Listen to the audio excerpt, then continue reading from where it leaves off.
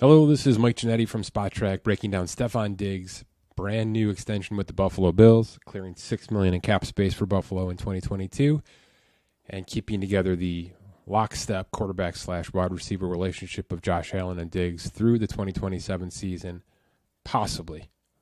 That's certainly why we do these breakdowns, right? You can see the potential outline on this contract sitting at you right after 2024. I'm going to give you a reason why it probably pushes down at least one more year. And obviously the first place to look is this column right here, his age. He's 29. He'll be approaching 30 during the season. You know, and the things generally fall off the cliff for wide receivers around this point. So from a structural standpoint, Brandon Beane and the Bills have done exactly what they wanted to do. They've brought in their wide receiver one. They've figured out their quarterback situation. Now they've got these two locked up in what can be called good prime years in terms of their age and their career. Let's talk about the contract. It's $96 million new money through 4 years. There was $2 years left on this contract, 47.9, basically $48 million, fully guaranteed at signing. That's second only to Tyreek Hill, who got 52.5. Everybody else in these new recent contracts is below the Diggs mark. So it's really strong in terms of those first 2 years. You can see the cash payout through 2 years is almost $49 million. That includes some per game active bonuses and some standard Bills workout bonuses. But this cap hit was 18 and change to start. It's now down to 11.7 this year. That includes some rollover restructure money from his previous contract.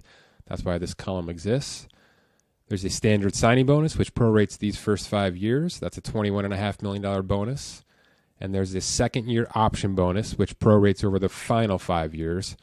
That's $16 million divided by 5 right there. So two big-time bonuses, fully guaranteed for Diggs right now. And everything in these first 2 years, for the most part, is fully guaranteed. That salary, that option bonus, that signing bonus, fully locked in. That's your 47 right there. Again, there's some per-game active bonuses, which are pretty standard for Buffalo. And when do we talk about getting to 2024? Well, there's no early mechanisms on this sucker, right? So generally with some of these more powerful contracts, this third year will lock in during the second year. That's not the case here with Diggs, as you can see down in the notes. That 18.5 salary fully guarantees in March of 2024.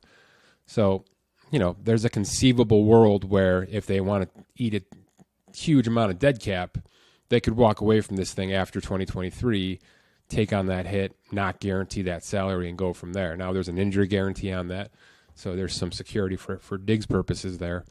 But that's why you see this potential outline after 2024 right now. That's where the likely guarantees kind of fall off. There is a $3.5 million 2025 guarantee that happens in March of 2025, so he will get some upfront early guarantee here. And for all intents, I do think he gets to this year. And I'll explain what I'm thinking in a couple of minutes here. But on the outset, it's a 3-year, $68 million contract, 47 and change, fully guaranteed right now at the time of signing. The new money AAV is $24 million. That's, you know, right up there, top 5. And in terms of that 68 over 3, that's 22. That's about where he belongs. You know, we had him just under 23 million at start, and then things got crazy with Tyreek Hill, Devontae Adams, and he jumped up to 25 million. So if the total value of the contract is about 24 million per year, the guaranteed portion of the contract is about 22, 23 million a year. That's about right. That's about what this contract should be, and certainly the Bills didn't go slim in this contract with their superstar wide receiver. Let's talk about what happens down the line, because as you can see in the dead cap column here, pretty much untouchable for 2 years. It gets a little bit more friendly in year 3, though it's basically neutral with cap hit versus dead cap, and that's without a restructure, and then it really starts to fall off after that. So let's talk about potential restructures, because that's the name of the game now. These big contracts, they don't stay as is. The cap is fluid, and the cap moves. The first 2 years, though, I'm going to flip over to our spreadsheet here. The first 2 years really stay, for the most part, flush. Okay, so there's our league NFL cap right here. All right, I'm actually going to do a quick zoom in on this to make this a little easier for everybody. Okay. The league cap versus the Diggs cap hit this year is just about 5.6%. That's certainly doable for, you know, one of your top weapons.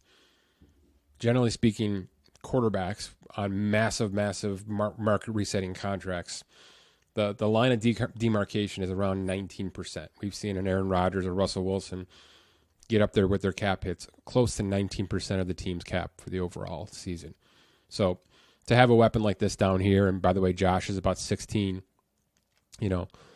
so he's closer to the 10% mark, but not that much closer, right? To have your two stars at $28 million of combined cap for the upcoming season, that will do, because look what we expect to happen with this projected NFL cap, as we've noted many times. Big time burst. This could be lowballing it. Basically what I've done is I've said there's going to be a balloon jump to 230 next year, and then standard $10 million jumps from there. This could easily be 245. This could easily be 255. We're lowball projecting this right now. But if you keep a look at these percentages of cap, right now, this and next year are well within reason for Stefon Diggs. In fact, there's really no reason for Brandon Beane to touch this contract through 2023, in my opinion. And that's because he's already done so, right? He built in the bonus here. He built in the bonus here. What we're seeing on a lot of these contracts is, let's take both those bonuses and make it one big, gigantic signing bonus, which in this case would have been about $40 million, and prorate that over the 5 years. Brandon Beane has spread this out over two bonuses like he likes to do with these major contracts, and it basically builds in a second-year restructure.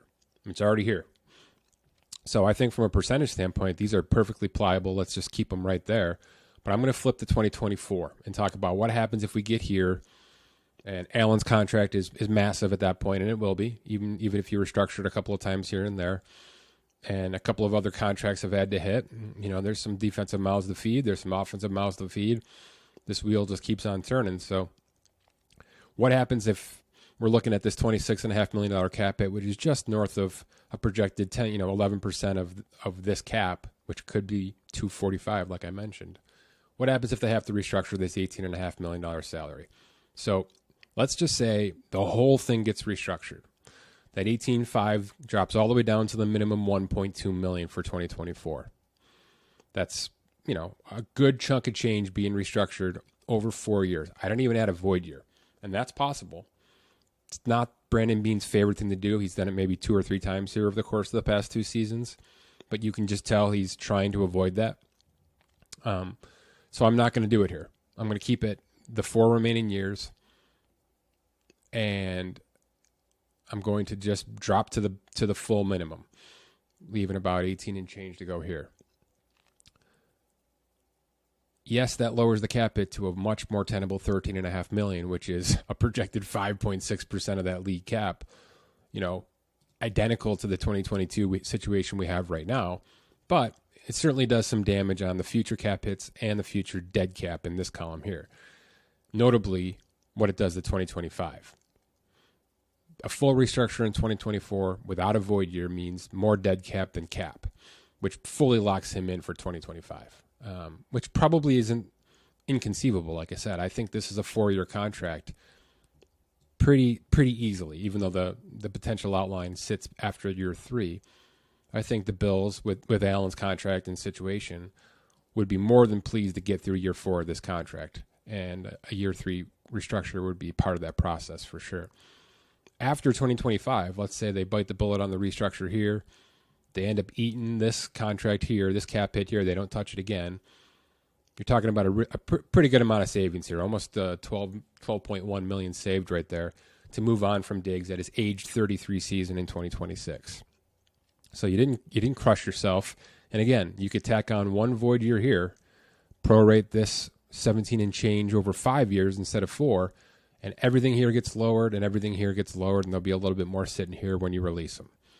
So there are a lot of options with this contract. They kept it pretty flexible. And like I said, the biggest thing they did, in my opinion, is they basically built in 2 years that don't even need to be touched. Certainly this year is fine, and I believe next year will be fine as well based on that cap balloon we're going to get.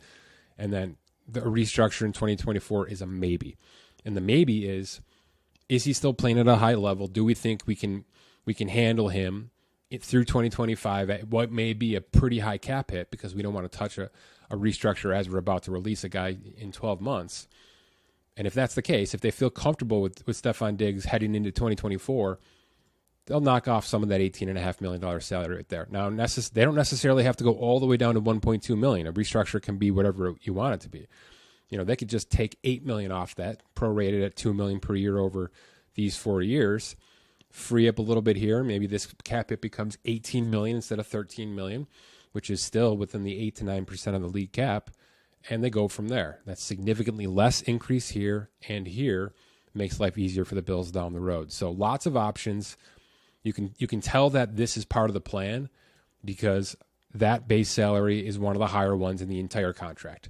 So while they've done bonus here, that high base salary says to me it's a decision point for Brandon Beane to say, we can leave it, we can make it the final year of the contract, we can deal with the $26.5 million cap hit in 2024 and then move on, or we can certainly restructure that in a variety of ways, free up some space this year, and just deal with it after that. So it's kind of a clear as day contract structure, as Brandon Beane likes to do. He's pretty traditional with this stuff. I'm not a huge fan of the double bonus situation. And like I said, he's done this probably half a dozen times now in his tenure with the Bills. But for these reasons, I get it. Rather than have to go through the song and dance of having to restructure at year 2 and put it in some ridiculous figure there, right? A $30 million roster bonus or some silly figure, which also does provide a little bit of protection. He just goes through the exercise of, we know he's going to be here. We know we have to build those guarantees into the initial signing piece, right? The $16 million guaranteed here on the option bonus. Let's just do ourselves the favor now, build in the option, spread it over the 5 years, and be able to basically sit back on our hands for 2 years and let this thing percolate and readdress it in 2024. So I get it. He's in a position of power. He's one of the most important players on the roster. You don't have to get too fancy and too cute with these kind of contracts, and that's not what happened here. He went back to his old traditional style, double bonus, per game bonuses, standard Bills workout bonuses, and options here, plenty of ways to get out of this thing as needed after the first 3 seasons. So that's Stefon Diggs and the Buffalo Bills.